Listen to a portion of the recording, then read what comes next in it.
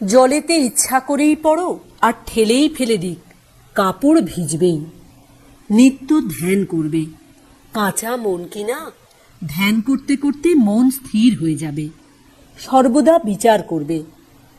যে বস্তুতে মন যাচ্ছে তা অনিত্য চিন্তা করে ভগবানে মন সমর্পণ করবে।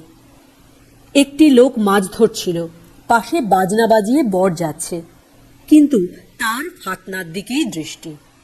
এমন যে জল, যার স্বভাব নিচের দিকে যাওয়া, তাকেও সূর্যকিরণ আকাশে টেনে তোলে, তেমনি মনের তো স্বভাবে নিচু দিকে ভোগে, তাকেও ভগবানের কৃপা ঊর্ধ্বগামী করে।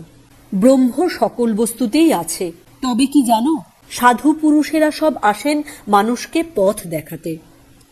এক একজনে এক এক রকমের বলেন। পথ অনেক, সেজন্য তাদের সকলের কথাই সত্য।